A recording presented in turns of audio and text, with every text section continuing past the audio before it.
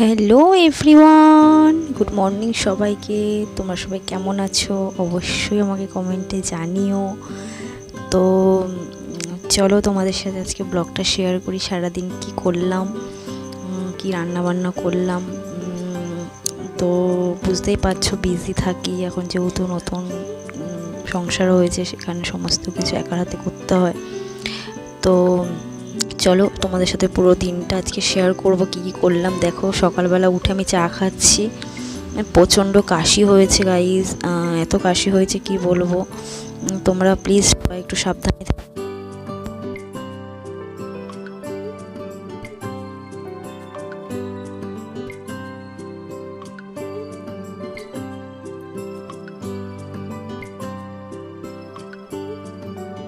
Subscribe করবে, পাশে থাকা বেল নোটিফিকেশনটা অবশ্যই অন করো, অবশ্যই কমেন্ট করো কিছু তোমাদের বলার হলে, এবং অবশ্যই চ্যানেলটাকে লাইক, আমার ভিডিওটা লাইক করো। তো চলো দেখো, সকালবেলা আজকে একটু দেরি হয়ে গেছে ঘুম থেকে উঠতে, তাও দেরি বলবো না, তাও ওই তোমার 3:30 নাগাদ আমি উঠে পড়েছি। তোমার দাদা আজকে 3টের সময় কাজে গেছে, আমার হাজব্যান্ড আজকে 3টের সময় কাজে গেছে, তো আমি এই 3:30 নাগাদই উঠেছি, ও যাওয়ার সাথে সাথে উঠে গেছি। তো উঠে গিয়ে আমি তখন আমি চাটা খাচ্ছি, এখন এই চা খাচ্ছি এখন তোমার 3:15 বা 20 এরকমও হবে সামথিং, কারণ তোমার দাদা যাওয়ার পর আমি বিছানা গুছিয়েই আমি চা খেতে বসছি। তো দেখো আমি চা খেয়ে এখন আমাদের এখানে 7:30টার সময় জল আসে, তো আমি জল ভরছি কলপারে, এই পিতলের বালতি আর এটা আমি কলসিটা আমি আমার বিয়েতে মা বাবা আমাকে দানে দিয়েছিল, তো সেটাই আমি ইউজ করি, কারণ খুব ভালো ইউজ করা তোমাদের কাঁসার জিনিসে। তো দেখো আমি তারপরে সকালবেলা আমি এটা সকালবেলা দিচ্ছি, ঠাকুরকে পুজো দিচ্ছি, সকালবেলা খেতে দিচ্ছি। তো আমি দুপুরবেলাও ঠাকুরকে স্নান করাই প্রত্যেকটা দিন। তো আজকে সকালবেলায় তোমাদেরকে আমি দেখাচ্ছি আমার রাধা গোবিন্দকে কেমন লাগছে, অবশ্যই আমাকে কমেন্টে জানিও, আর আমার সিংহাসনটা কেমন হয়েছে বলবে। তো এটা আমি দুর্গাপুরের এখান থেকেই নিয়েছি। আমার ঘরটা এখনও ঠিক মতন রং কিছু করা হয়নি, কোনো কাজই করা হয়নি, রিসেন্টলি ঘরটা করা হয়েছে বিয়ের কিছুদিন আগেই। তো তোমাদেরকে ধীরে ধীরে সমস্ত কিছুই শেয়ার করব। ঘরটা কমপ্লিট হোক, জাস্ট প্রথমে ঠাকুরেরটা নিয়ে এসেছি আমরা সবার ফার্স্ট, কারণ ঠাকুরটা খুব বেশি ইম্পর্টেন্ট ঘরে থাকা। তো এবার আমি স্নান করে উঠে পুজোটা ঠাকুরকে খেতে দিয়ে সকালবেলা আমি সিঁদুর পরে নিচ্ছি, সিঁদুরটা পরে নিচ্ছি। দেখো আমি প্রত্যেক দিনের মতো চন্দন পরে নিয়েছিলাম, তো তার উপর দিয়ে আমি সিঁদুরটা পরছি। সিঁদুর পরতে আজকে ভুলে গেছি স্নান করে উঠে আগে, তো পুজোটাই দিয়ে নিয়েছি আগে, কারণ মাথাতে এটাই থাকে যে সকালবেলা কখন আগে কাজ সেরে ঠাকুরকে খেতে দেবো। তো ঠাকুরকে খেতে দিয়ে দিয়েছি, এবারে আমি মানে সিঁদুরটা পরছি। তো সিঁদুরটা পরা হয়ে গেলে পরে দেখো আমি কপালে দিয়ে মাথায় দিয়ে দিলাম। তারপরে একটু আমি জানি যে 5টা জায়গায় সিঁদুর পরতে হয়, যেরকম কপালে তোমার সিঁথিতে, কপালে তোমার গলা মানে কণ্ঠে, তোমার শাখাতে, তোমার নোয়াতে, আর তোমার শাড়ির আঁচলেই 3টে জায়গায় 5টা জায়গাতে, আর 5টা ঠাকুরের নাম নিয়ে আমাদের সিঁদুর পরতে হয়। তো সেটাই আমি করি বিয়ের থেকে আমি যেটা জানি সেটাই করি। পরও সেটা আমাকে অবশ্যই কমেন্ট করে জানিও, আর অবশ্যই তোমরা আমাকে জানিও কমেন্ট করে আমার ভিডিও তোমাদের কেমন লাগে, আর কে কে আমাকে চেনো, কে কে আমার নোন আছো, তারাও আমাকে অবশ্যই পার্সোনালি। তো চলো অবশ্যই পুরো ভিডিওটা দেখো, আমাকে জানিও কমেন্টে। তো এখন আমি একটু ঠোঁটে লিপ বাম লাগিয়ে নিচ্ছি। প্রথমে আমি ময়শ্চারাইজার ইউজ করি, ওটা আমি আগেই মেখে নিয়েছি, তো সেটা আমি তোমাদেরকে শ্যুট করি। তো দেখো তারপর আমি চা খেতে চলে গেছি একটু।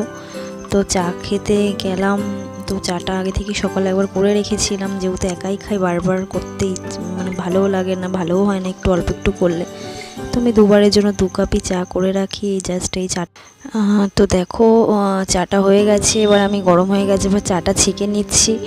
আর তোমরা কে কে চা খাবে আমার সাথে অবশ্যই চলে এসো। আর জানি তোমরা অনেকে হয়তো র চা খাও না, অনেকেই দুধ চা খাও, কিন্তু আমি সকালবেলা যেহেতু অনেকটা সকালবেলা চাটা খাই, তার জন্য আমি র চাই খাই। এবার খুব কম ইচ্ছে হলে তখন মাঝে সাঝে আমি দুধ চা খাই, খুব কমই খাই। এবার তোমার দাদাদের সাথে যখন বাইরে বেরোই তখনই আমি একটু দুধ চা খাই বাইরে বেরিয়ে। আর একার জন্য ইচ্ছে করে না যে দুধ চা করবো। তোমার দাদা যদি খায় তাহলেই আমি দুধ চা করি। আর দেখো স্নান টান করে উঠেছি, উঠে চশমাটা একটু পরেছি কারণ মাথাটা খুব যন্ত্রণা হচ্ছে। আর চশমাটা আমাকে বিগত 3-4 মাস আগেই দিয়েছে ডক্টর, কারণ খুব অসুবিধা হচ্ছিল চোখের জন্য, ঘুমোতে পারছিলাম না, ভীষণ মাথা যন্ত্রণা হচ্ছিল আমার। তো প্রচণ্ড পাওয়ার হয়ে গেছে চোখে, তো একটুখানি চশমাটা পরলাম। আর তোমরা আমাকে জানিও আমাকে চোখে চশমা দিয়ে কেমন লাগছে। আর চাটা খেয়ে খুব ভালো লাগছে, কারণ ঠান্ডা ওয়েদারে জাস্ট স্নান করে এসছি। যদিও বা আমি হালকা উষ্ণ গরম জলে স্নান করি, একদম ঠান্ডা জলে আমি স্নান করতে পারি না, স্নান করলে আমার জ্বর এসে যাবে। কারণ ছোটোবেলা থেকে মা মানে হালকা উষ্ণ গরম জলে স্নান করিয়ে যেহেতু অভ্যাস, তো ঠান্ডা জলে স্নান করলেই সঙ্গেই জ্বর চলে আসবে। তো সেই কারণেই